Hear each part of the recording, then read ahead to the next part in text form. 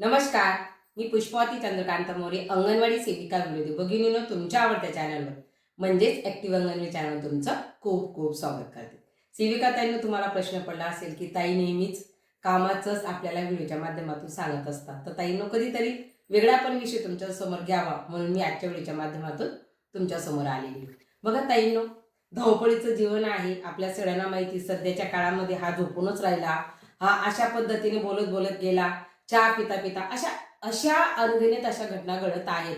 आणि अशा परिस्थितीमध्ये ताईंनो, आपल्याला कामाचा एवढा ताण आहे ताईंनो, आणि आपल्या ताई एवढा ताण घेतात, तर ताईंनो ताण घेऊ नका.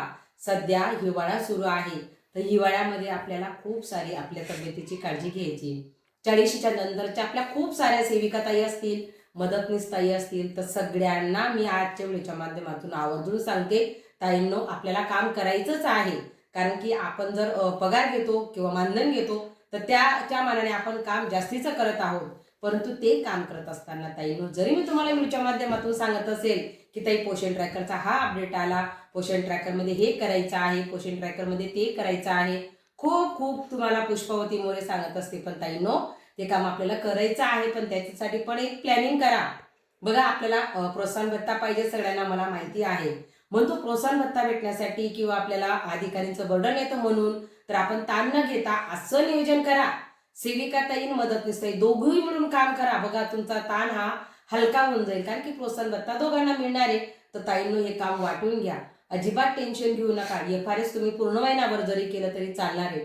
परंतु काय होतं, आपल्या ताई इतका ताण घेताय, तर गेल्या 6 महिन्याच्या कालावधीमध्ये अशा घटना ऐकायला मिळाल्या की बऱ्याच जणांना हृदयविकाराचा झटका आला आणि आपल्या खूप साऱ्या ताई आपल्यातनं निघून गेल्या. तर ताईंनो असं करू नका. बघा, आपण जॉब करत आहोत, पण जॉब सोबत आपल्याला आपलं स्वतःचं शरीर, आपला परिवार ही देखील आपली प्रायोरिटी असणं खूप महत्वाचं आहे. मग आपल्याला जर आपल्या परिवारासाठी जगायचं असेल, तर ताईंनो कसं राहायचं, अगदी हेल्दी राहा, अगदी आनंदी राहा. आणि आताचा काळच तुम्हाला सांगतोय की आपल्याला आता कुठंतरी आपल्यासाठी पण जगायला शिकणं महत्वाचं आहे. आणि खास करून माझ्या 40च्या वरच्या ज्या ताई आहेत, तर त्यांना देखील आवर्जून सांगणं असेल की ताईंनो आपल्याला आता जपायचंय. बघा, थंडीच्या दिवसामध्ये अचानक आपण रात्री अर्ध्या रात्री जर उठलो आणि जर आपण बाथरूमला गेलो, तर त्यावेळेस तुम्हाला थोडी काळजी घ्यायची त्याच्यानंतर, कारण की आता हार्ट अटॅकचं प्रमाण खूप वाढलेलं आहे. सो थोडंसं तुम्हाला थोडं थांबायचंय, डायरेक्ट बाथरूमला जायचं नाही. ही काळजी सगळ्यांनी घ्यायलाच पाहिजे. तुम्ही खूप सारे लेखच्या माध्यमातून, व्हॉट्सअपच्या माध्यमातून तुमच्यापर्यंत आलं असेल. आपण वाचतो, खूप गोष्टी पाहतो, परंतु प्रत्यक्षामध्ये त्या अंमलात आणत नाही. किती जरी तुम्हाला जोराची बाथरूम लागली तरी देखील घाई करू नका. थोडं थांबायचं, कारण की थंडीच्या कालावधीमध्ये आपल्या पायापासून तर मेंदूपर्यंत आपल्याला जे हृदयाचं किंवा ज्याला आपण रक्तप्रवाह म्हणतो, तो सुरळीत व्हायला थोडा कालावधी लागतो. साधारणतः 2 ते 3 मिनिटं लागतात. तर तेवढा कालावधी आपण दिला पाहिजे आणि मगच आपण बाथरूमला जायला पाहिजे. तर ही काळजी आपल्याला हिवाळ्यात घ्यायची. त्याच पद्धतीने ताईंनो, आपलं जेवण देखील चांगलं राहणं महत्वाचं आहे. त्याच पद्धतीने तर आपल्याला सगळ्यात महत्वाचं की आपल्याकडनं कमीत कमी आपण अर्धा तास, काही हो किती काही असू द्या कामाचा लोड, पण प्रत्येकाने अर्धा तास चाललंच पाहिजे. बघा ताईंनो, ही तुम्हाला काय सांगते, मी स्वतः त्या गोष्टी करते, मगच तुम्हाला सांगत आहे. कारण आपण आपले रुटीन असतं काय, आपण सगळं करत आहोत. जर तुम्ही सकाळी अर्ली मॉर्निंग जर अर्धा तास चालत असाल, तर तुम्हाला पूर्ण दिवस हा तुमचा अगदी टवटवीत जाईल, तुमचा एकदम उत्साहात तुमचं जाईल. म्हणजे तुम्हाला काम करत असताना तुम्हाला घराचं पण काम करायचं आहे, तुम्हाला त्याच्यानंतर आपला जॉब पण सांभाळायचा आहे. आणि तुम्हाला माहिती आहे, आपण सगळ्या पारिवारिक आहोत, तर आपल्या परिवाराला सोबत घेऊनच आपण आपला जॉब किंवा आपलं अंगणवाडीचं काम आपण करणार आहोत. कारण आपल्या अंगणवाडीच्या याच्यात जर आपण गेलो, तर आपले तिथं बालकं असतात. त्या बालकांमध्ये आपल्याला आपलं स्वतःला मेंटेन ठेवायचंय. मग आपण कसे राहू, आपण त्यांच्यात जर गेलो तर आपण त्यांच्यासारखे होऊन जातो, व्हायलाच पाहिजे. बालकांमध्ये बालकांसारखं होऊनच जर आपण राहिलो, तर त्याच्यामधली एनर्जी, त्याच्यामधला जो आनंद आहे, तो एक वेगळाच असतो. म्हणून आपल्या बालकांना शिकवत असताना बालकांसारखं होऊनच शिकवा. ताईंनो, इतकी मजा येते, इतकं आपण फ्रेश होतो आणि आपल्याला कुठल्या गोष्टीची आठवण राहत नाही. आपण सगळं विसरून जातो त्या बालकांमध्ये. तर दिवसाची सुरुवातच ताईंनो अशी करा की आपल्याला अर्ली मॉर्निंग, सकाळी सकाळी आपल्याला चालायचंय.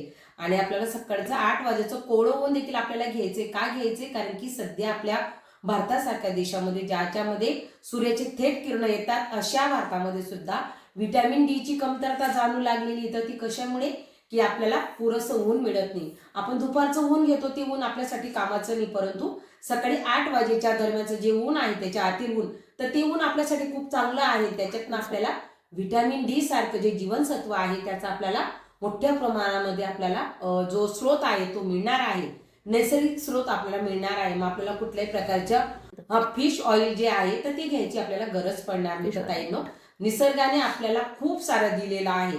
मला असं वाटतंय की माझ्या एकाच ताईची कमेंट आलेली होती की ताई तुम्ही या माध्यमातून देखील व्हिडिओ करू शकता, तुम्हाला बोलता येतं. आता ताई हे तुमचेच आशीर्वाद आहेत आणि तुमच्याच आशीर्वादाने मला असं वाटते की मी अशा देखील जर टॉपिकवर तुमच्या समोर यावं.